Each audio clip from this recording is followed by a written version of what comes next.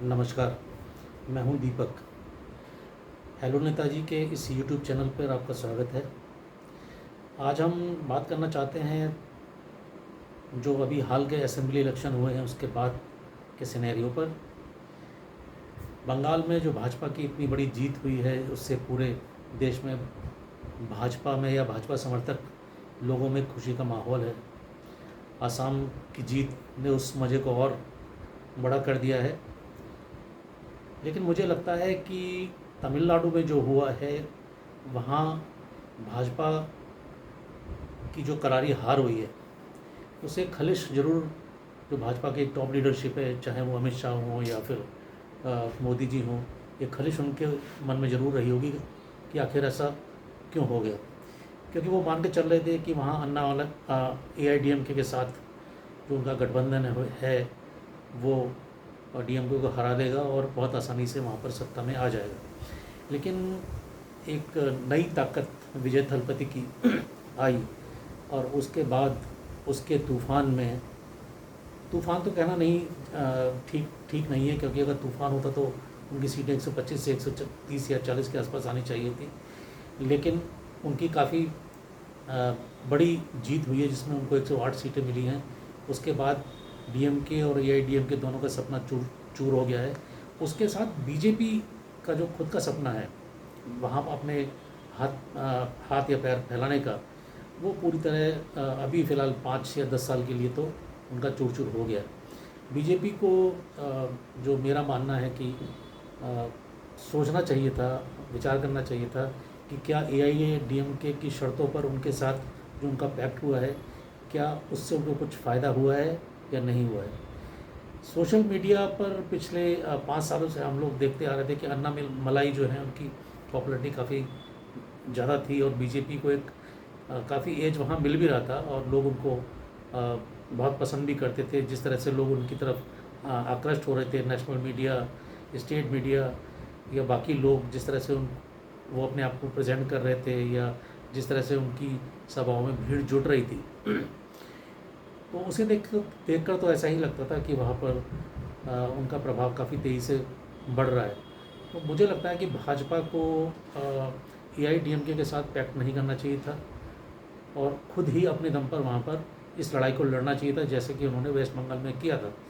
लेकिन दुर्भाग्य से मुझे लगता है कि भाजपा का जो नेतृत्व टॉप लीडरशिप थी वो पूरी तरह वेस्ट बंगाल पर कंसंट्रेट हो गई। उनको किसी भी हालत में ममता बनर्जी को वहाँ से वेस्ट बंगाल से निकाल के बाहर करना था। उसकी वजह से वो उन्होंने तमिलनाडु में जितना ध्यान देना चाहिए था उतना नहीं दिया।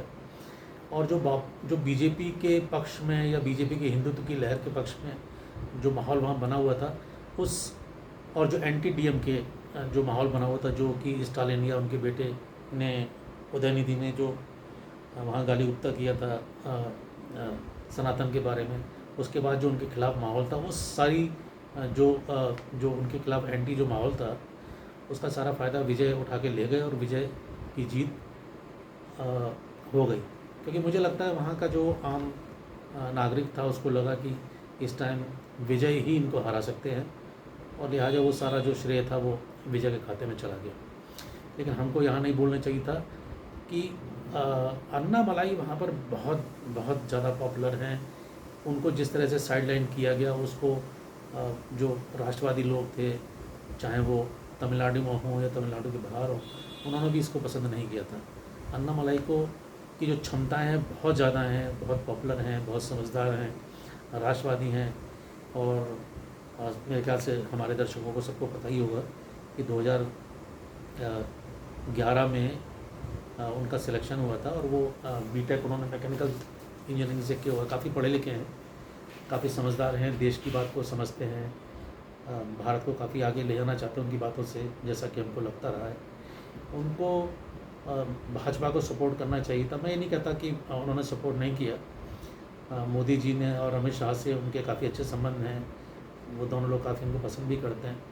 लेकिन कई बार राजनीतिक मजबूरियां ऐसी हो जाती हैं जहां कुछ बड़े फैसले लेने पड़ते हैं। लेकिन मुझे लगता है जिस तरह से पनीर सेल्वम के AIDMK के जो नेता हैं, पनीर सेल्वम, उनके आगे जिस तरह से घुटने टेके हैं भाजपा की लीडरशिप ने, वो नहीं करना चाहिए था।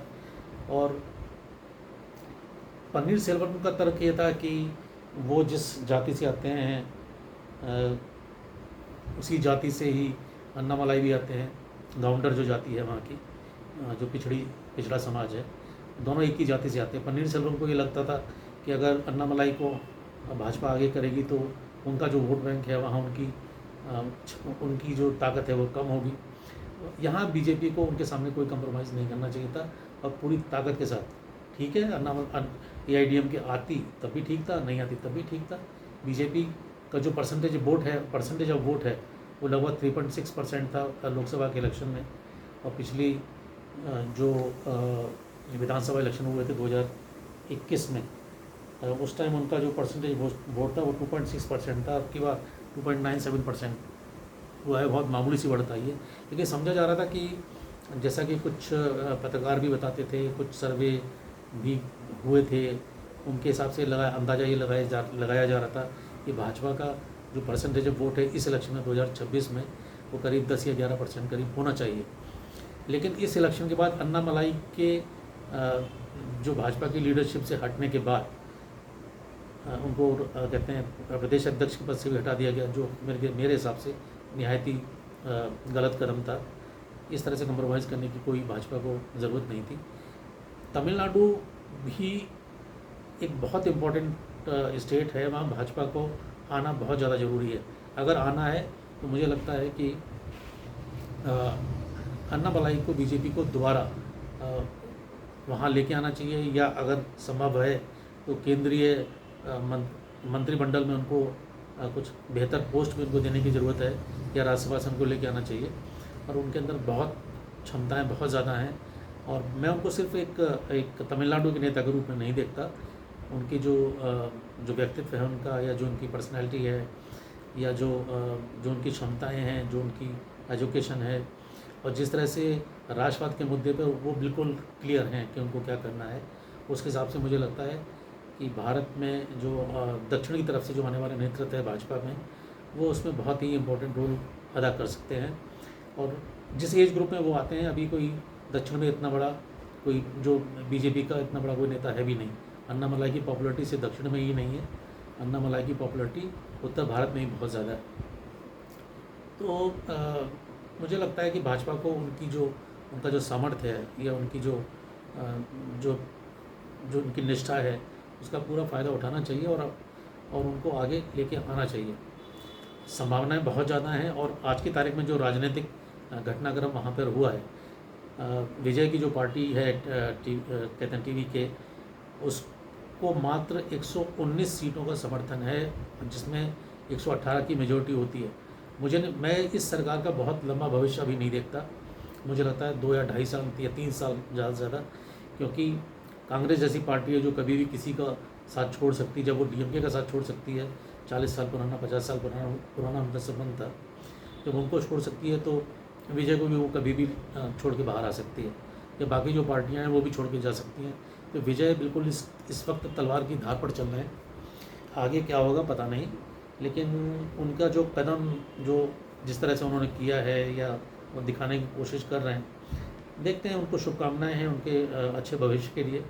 लेकिन जो तमिलनाडु का जो राजनीतिक घटनाक्रम है, उसमें मुझे नहीं लगता कि बहुत ज़्यादा संभावनाएं मुझे नज़र आती हैं। लेकिन आने वाला जो राजनीतिक, मैं जो ये कहना चाहता हूँ कि अन्नामलाई के लिए और भाजपा के लिए वहाँ पर संभावनाएं बहुत ज़्यादा हैं, बस मेहनत करने की ज़रूरत है। भाजपा चाहे तो अभी से इसकी तैयारी कर सकती है, क्योंकि सरकार का भविष्य बहुत लंबा नहीं है, 2.5 या 3 साल ज़्यादा से ज़्यादा, उसके बाद इस सरकार को जाना ही होगा। और विजय से की जो कार्यशैली है, जिस तरह से उन्होंने अभी तक जो दिखाया है, मुझे लगता है शायद वो कुछ कर पाएंगे, या शायद ही बाकी उनकी जो समर्थक पार्टी उनको कुछ करने देंगी, इस बात पे मुझे शक है। DMK के गुनाह इतने ज़्यादा हैं, इतने ज़्यादा गुनाह वो कर चुके हैं कि उनकी वापसी मुझे नहीं लगता अगले 5 साल बाद कभी, या 2.5 साल बाद कभी हो पाएगी। AIDMK खुद ही का सुना तो यही है कि ग्रामीण जो क्षेत्र हैं वहाँ पर AIDMK की अच्छी पकड़ है, लेकिन लीडरशिप उनके पास इस तरह की नहीं है कि जो लोगों को आकृष्ट कर पाए। तो संभावनाएं जो हैं भाजपा के लिए, खासकर अगर अन्नामलाई जैसा नेतृत्व उनके पास है, तो भाजपा के लिए वहाँ की संभावनाएं बहुत ज़्यादा हैं।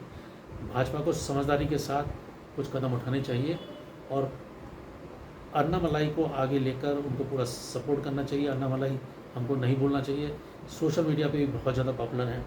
और विजय, अच्छा एक बात बहुत इम्पोर्टेंट है, विजय की जीत में सोशल मीडिया का बहुत बहुत बड़ा योगदान है, ये हमको नहीं भूलना चाहिए था। उनके 8,000 से ज़्यादा फ़ैन क्लब थे, इन्होंने सोशल मीडिया पे पूरा तूफ़ान मचा दिया था। और वो तूफ़ान कैसा था, क्या था, वो आने वाला समय ही बताएगा। लेकिन अगर अन्नामलाई की सोशल मीडिया पे बहुत पॉपुलरिटी है, ग्राउंड पे भी बहुत ज़्यादा वो पॉपुलर है। जिस तरह से वीडियोस आते हैं, जिस तरह छोटे छोटे बच्चे, छोटी छोटी बच्चियाँ, आम आदमी, गरीब आदमी उनसे मिलने के लिए दौड़े चले जाते हैं, वो यही शो करता है कि वो बहुत ज़्यादा पॉपुलर हैं। तो उनकी पॉपुलरिटी का हमको फ़ायदा उठाना चाहिए, उनको सपोर्ट करना चाहिए। और अब देखना यह है कि भाजपा का नेतृत्व इस बारे में क्या कदम उठाता है। मुझे लगता है कि ये सारे इलेक्शन होने के बाद अब भाजपा का नेतृत्व तमिलनाडु पर दोबारा कंसंट्रेट होगा, ध्यान देगा, क्योंकि उनको भी पता है कि वहाँ पर कुछ ना कुछ आने वाले समय में हो सकता है, वहाँ संभावनाएं हो सकती हैं। और भाजपा के लिए वहाँ पे स्वर्णिम अवसर आ चुका है कि जहाँ वो अपनी सरकार 5 साल में या आने वाले 10 साल में बना सकती है। मैं अपनी बात को यहीं समाप्त कर रहा हूँ। अगर आपको ये वीडियो पसंद आए तो आप इसको लाइक कीजिए और शेयर कीजिए और सब्सक्राइब कीजिए। धन्यवाद।